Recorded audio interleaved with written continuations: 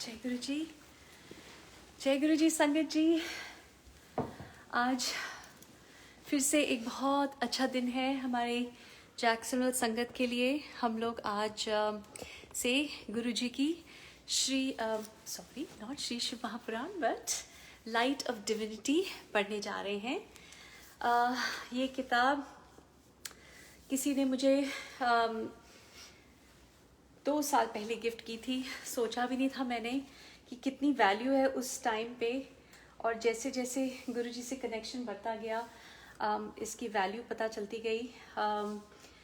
Through out my journey जब भी मुझे गुरुजी से कोई प्रश्न पूछना होता है तो सबके अपने तरीके हैं। मेरा एक तरीका है कि मैं गुरुजी से प्रश्न पूछती हूँ और मैं गुरुजी को कहती हूँ, अच्छा गुरुजी मैं कोई भी पेज खोलूँगी और उसमें जो भी सत्संग होगा आप मुझे उस सत्संग के थ्रू मेरे आंसर देना। और गुरुजी ने ऐसा किया हुआ है।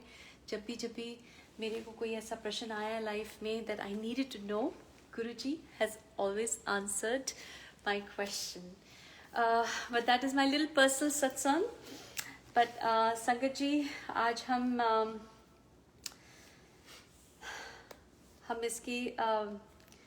आज हम स्टार्ट करेंगे रीड करना। गुरुजी ने कुछ महीने पहले मेरे दिमाग में ये डाला था कि संगत हैं कुछ जो इंग्लिश में पढ़ना चाहते हैं और श्री शिव महापुराण हिंदी में थी।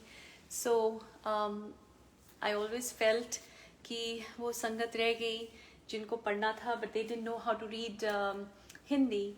सो गुरुजी ने ये दिमाग में बात डाली और फिर through a couple of satsangs Guruji ने मुझे ये बोला कि सत्संग करना सुनना बहुत अच्छा होता है, और उन्होंने आज्ञा दी कि लाइट ऑफ डिविनिटी पढ़ें हम लोग सब मिलके। तो गुरुजी महाराज जी, हम सब यहाँ पे आज बैठे हैं, आपसे आज्ञा लेते हैं, आपकी ब्लेसिंग्स मांगते हैं कि आप हमें ब्लेस करिए कि आज जो हम पढ़ने जा रहे हैं, जो काम करने जा रहे हैं, उतने ही प्रेम से करें जितने प्रेम से आप हमें करवाना चाहते हो, which is a lot of love. I know that Guruji. आपका बहुत बहुत शुक्राना, लख लख शुक्राना कि आपने हमें ये ब्लेसिंग्स दी गुरु महाराज जी। संगत जी, चलिए अब हम इस किताब की रीडिंग स्टार्ट करते हैं। जय गुरु जी।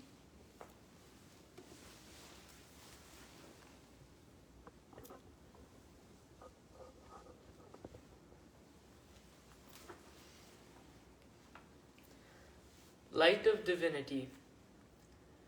Preface. This book of blessings began at Sri Guruji's behest. Those whom he would ask to narrate and write down their satsangs would offer them to him. He would then pass it on for his website and his book.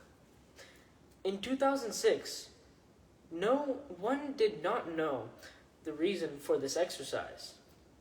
Now it is apparent. Despite a year of labor, the book could not be laid at his lotus feet. He had not meant it to be so.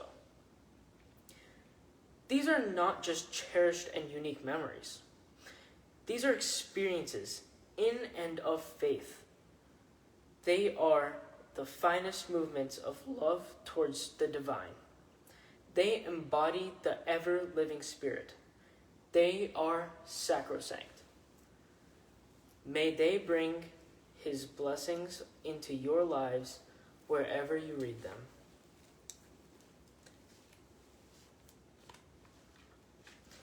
To beloved Guruji, dear Father, Soul Creator, please accept our humble offering. Jai Guruji.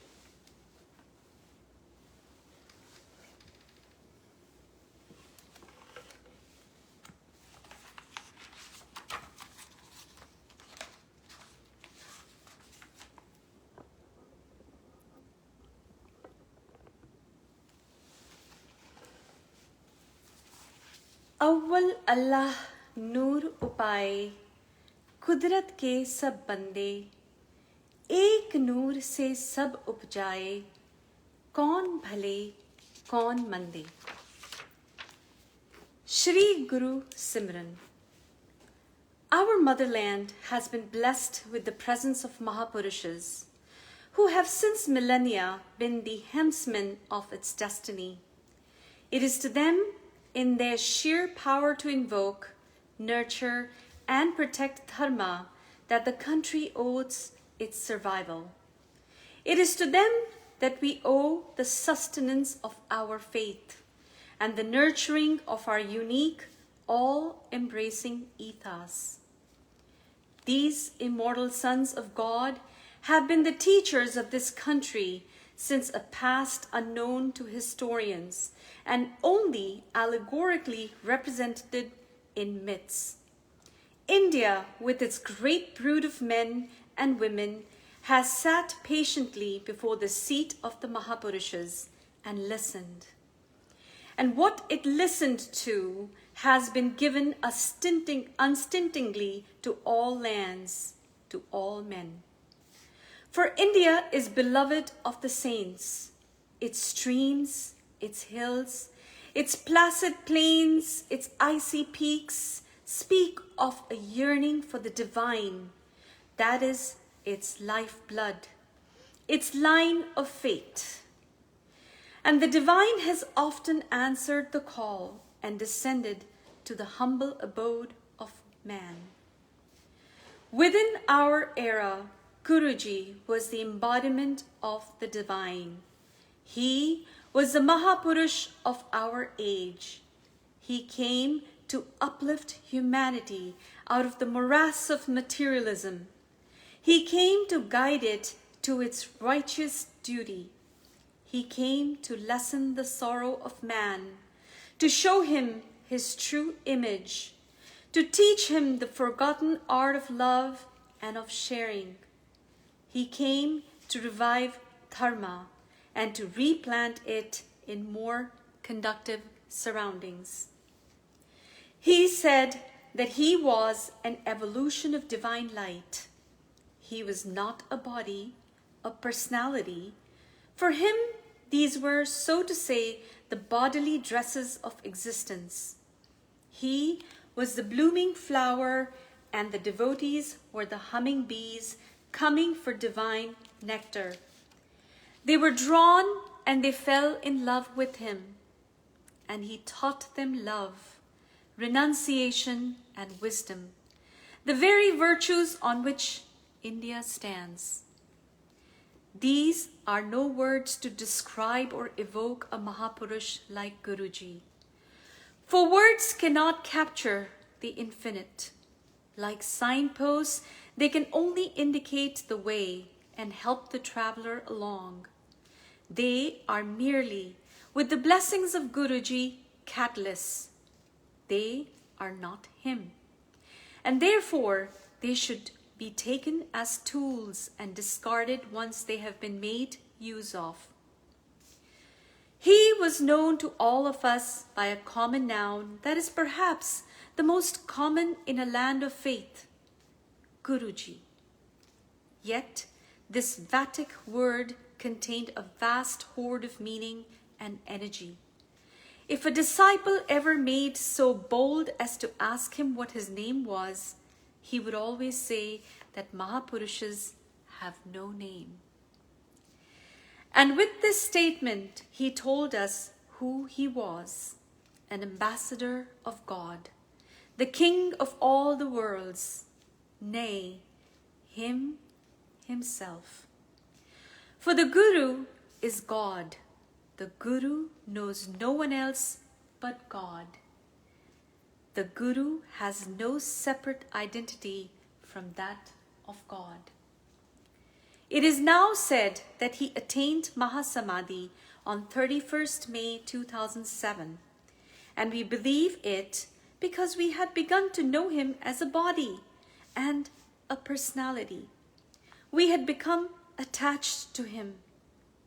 But in the blink of an eye, his body was gone. He drew the curtains on the role he chose to play, for he was an avatar, a descent of divinity into flesh. He was Shiva, Nanak, and love incarnate. His Maya was powerful, and its beguiling behest. We saw him as a body and as a person. Yet it was never so. He was and is Ek Onkar. And he remains. He remains as our Holy Father, and we remain forever his children. Errant it seems till we learn to listen to him as India always has, patiently, fully. It is said, and it is true, that by merely listening to the Guru, one becomes enlightened. Listen well, then, with these few pages, these satsangs, to what Guruji has to say. It is his gift to his beloved children, and it is his word to you. A finger that points to the moon. Imagine a towering mountain and a blemishless mirror focused into one. Imagine, if you can, that this mountain was made of incandescent light. And imagine that you were put before this mountain, your breath frozen in your throat. You looked at it. This is what your first darshan of Guruji would be like. When he wills this meeting to happen, he will penetrate into the core of your being. You will be denuded of all pretension. Your soul will be exposed to his gaze. And when you see yourself in him, when you glimpse your own lion-like divinity, you will truly be his disciple. Do not imagine that this meeting will not happen. Do not imagine that the Guru was made up of the body and has disappeared into the void. There are more darshans to come, 100,000 meetings to happen, and a majestic promise to be fulfilled between Guruji and his beloved disciples. The promise of love, that the Guru and the disciple be united in the clasp of eternity. We can keep our part of the promise by beginning to know ourselves. For the Satguru, our Guruji, is a mirror put up before our eyes so that we can recognize ourselves. The Guru, as the word itself shows, Gu meaning removes the darkness of ignorance with the light, which is Ru, the light of wisdom.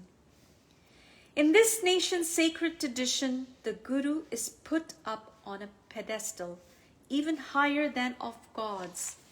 He is seen as a sine qua non of the spiritual journey. He is the guide without whom the tentative first-time climber and the stalwart spiritual mountaineer are both lost. He is not only the path, not only the gate through which the seeker goes, but also the goal, the top of the mountain. He is the pole star in the journey from darkness to light, from ignorance to self-illumination, and all the scriptures of the world are but feeble commentaries on his nature. They are the fingers that point to the moon. But when you have Guruji's darshan, the moon is right before you, incandescent. If you choose to avert your gaze, not once, but again and again, the light of truth is too strong for you. The Guru's call is to the divine in you, his word or Shabad, his hukm or fiat, is like the pebble that hits the lake. The entire lake shivers with the form of its energy. And know that this energy is contagious.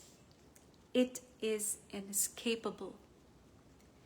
Meeting the Guru or having his darshan is not like going for a social visit.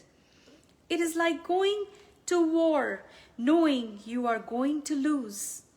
It is like watching a fire burn the house of your ego down. It is preparation to meet the highest. For the Satguru robs man of his defenses. You cannot win over a Satguru with words. You cannot put up an appearance before him. He knows the truth of your being. Accept that. Hide nothing. Don't play games with him. When you come to him, it is not who you are that matters. It is not how confounded you are, or how dark your deeds were, or what promises of saintliness you are now making. What matters is whether you have said yes.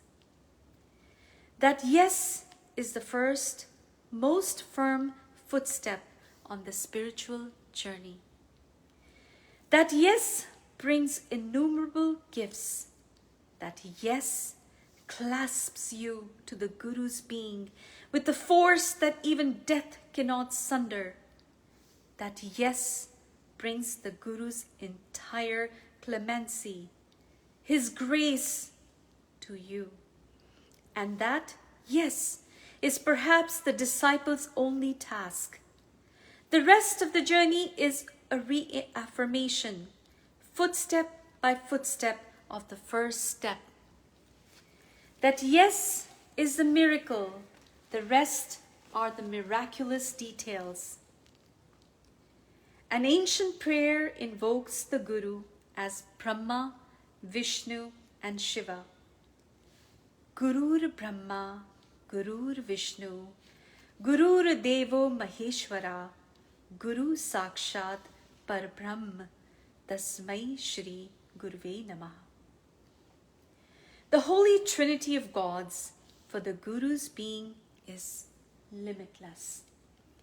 He is not just the creator, the Brahma, the preserver, the Vishnu, the resurrector, Maheshwara, or God absolute Parbrahm.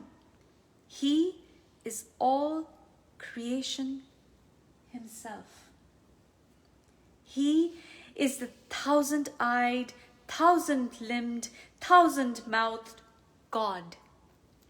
He is the seed, the spore, the sap, and the tree of life. No one knows him. The wise are silent about his nature, but before the mirror of the Guru, the disciple sees and knows. That seeing is the true darshan. All the rest are preliminaries that help lead him there. That knowing is truly touching the Guru's feet, for in that moment of illumination, the Guru is revealed. With footsteps of Shraddha. The disciple's journey towards the Guru is very strange. The disciple is blind. He is ignorant and cannot see the path. He cannot move ahead on his own. It is the Guru who leads him on. Thus, the Guru is not only the goal of the disciple, he is also the guide, the one to whom we are attached with the rope of faith on our mountain climb. Trust, thus, is the first prerequisite. If you cannot trust the Guru, you cannot be led. Hence, even though the Guru is the fountainhead of spirituality, it has been advocated that the would-be disciple check out the Guru before wholeheartedly accepting him. The Buddha advised as much. Just as gold is examined through burning, cutting and rubbing. So you should thoroughly test my teachings and accept them, but never out of reverence for me. Swami Vivekananda had such an attitude at first towards Sri Ramakrishna Paramhansa. Once the young disciple wanted to test his master's statement that he was unaffected by money. So he put a coin below Ramakrishna's pillow. The Guru could not sleep that night. Vivekananda's test had merely proven the spiritual armor of his Guru. Rid of doubt, the disciple can then humbly approach the Guru. His relationship with his spiritual guide rests on a firm footing. He can entrust himself to his Guru in life as in death. Only after the strong foundation of trust or Shraddha has been laid in the spiritual superstructure built, man has to realize anew that he is a spiritual being made in his image. The Guru prods the disciple to realize his divinity. A small story narrates how. A cub had been separated from his tribe of lions. He began to live with sheep. In time, his behavior became exactly like theirs. He no longer roared, he bleated. A tiger saw him one day and was overcome by surprise. He caught hold of the still young cub and gave him a hard shake. "What is the matter with you?" the tiger roared. "Why do you behave like a sheep?" The terrified cub insisted that the tiger was mistaken. He was just a sheep. The tiger took the cub to a lake. The clear water reflected the cub's face. Immediately, he realized his true nature. The Guru's none too easy task is somewhat similar.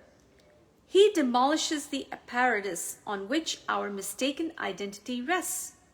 We are his children, not creatures, not creatures of mortal flesh and feverish blood. We are divine personages clothed in hide, not desire-led animals. We are souls encased in bodies, not bodies with souls. Such a turnaround occurs only when the disciple truly touches the Guru's feet. That is, when his ego flakes away from his self. Only then does he receive the spiritual charge that wakes him up. The Guru is a spiritual powerhouse, transmitting the current of spirituality into his disciples. At this graceful touch, the disciple awakens. Much preparatory work has to be done. However, we are laden with the psychological ferment and karmic baggage of lifetimes. The powerful eddies generated by our karmas acting on minds not equipped with the right attitudes can break our legs even as the journey begins. So, the Guru puts us in situations where we learn life lessons. Armed with the axe of right attitude, we hew our path through the many obstacles of life. The Guru's grace is never more evident when life comes up with a challenge or a test. At such times, to quicken the spiritual evolution of his child, the Guru can take the disciple's karma upon himself, alleviating its misery-causing effects. Sensing that we are about to set out foot on a karmic crevasse, he lifts us up and carries us on his own shoulders. What encomiums can be heaped on such a Guru? He can only be silently loved, fully followed. Yet there are times when the disciple resents his Guru. The Guru leaves no psychological stone unturned to perfect his spiritual son, but the disciple's commitment wilts as the Guru operates on his mental makeup. Howsoever much the disciple may flinch from his Guru's ego-hurting blows, the Guru, bent on the disciple's perfection, carries his task through. At such weak moments, the disciple can't summon the will required to thwart his habits, but he need only realize that the Guru is taking pains on his behalf. The Guru's sole interest, unlike the self-interest concealed in every human relationship, is the disciple. His only interest is to take the disciple's Godward. Whether he moves mountains of karmas out of the disciple's way to do this, whether he heals him of disease or of mental plagues, that is his wish. These are only means to end of leading the disciple to God. The Guru selflessly spends a huge amount of energy and time in fashioning a disciple. The journey up the spiritual mountain is no picnic. Spirituality, as the Sadguru transmits it, is not a comfort-giving philosophy. It is no cosmetic cream that can make our social faces and psychological masks look more beautiful for the moment. It is not a set of rituals and rites that can fulfill to gratify ourselves or to flatter God. The spiritual terrain is a life-consuming affair. It is not a path that one's tread can be walked out of. Once you are with the Guru, once you accept his stewardship, you must go where he leads you. The Guru is our only chance to reclaim our divinity. He is the ladder that leads to God. He is the one who grants us self-realization. Everything in his hands is a device, from how he escapes the crowd to how he positions his relationship with us. But at all times, he is our Guru. No matter whether he is joking or lending an ear to the happenings of the day, he is our Guru first, foremost, and last. And only through pleasing him or through attempting to please him shall the disciple succeed in getting to his cherished goal. Remember also that the Guru is not to be literally emulated. There is a story of Adi Shankara and a disciple who used to imitate each and every action of the great master. On a pilgrimage, the master stopped to take some alcohol from the hands of a peasant. The disciple, close on his heels, did so likewise, and probably with great enthusiasm. Some distance ahead, the great Vedantist stopped again. Molten iron was coming out of an iron foundry. Unconcernedly, Sri Shankara asked for the liquid, cupped his hands, and took a long sip. The disciple was disarmed. He could not follow his master. The Guru's words have to be followed in letter and spirit, no doubt. Yet, the disciple should not imagine himself to be the Guru under any conditions. It is much better to be continually engaged in lovingly remembering the Guru. That way, the Guru and the disciple are always linked in spirit. Spirituality in hands of Guru is a weapon to disarm our ego. Unless we are ready to be thus mercilessly exposed, do not seek a Guru or say you follow him. If you come to a Guru, rest assured that you will not receive continual ego messages. In fact, once you have fallen for a Guru, even slight indications of his favor may disappear. The greatness of Guru lies in that he takes us as we are, warts and all. He loves us in spite of our blemishes. He sets no preconditions for our entering his path. Entirely self-sufficient, absorbed in cosmetic cosmic bliss, he wants nothing, craves nothing. In his vision, all are alike. He sees no distinction. He favors none. Like the sky, he encompasses all without touching them. He is the eternal witness. His unblinking eyes, steadfast on eternity, is intimate with each and every, flowing through in the stream of the disciple's mind. The Guru is the highest. He is incomparable. His grandeur is above even that of the lords of heaven. The sun, the moon, the stars are but incrustations of finite cosmic dust on his robe.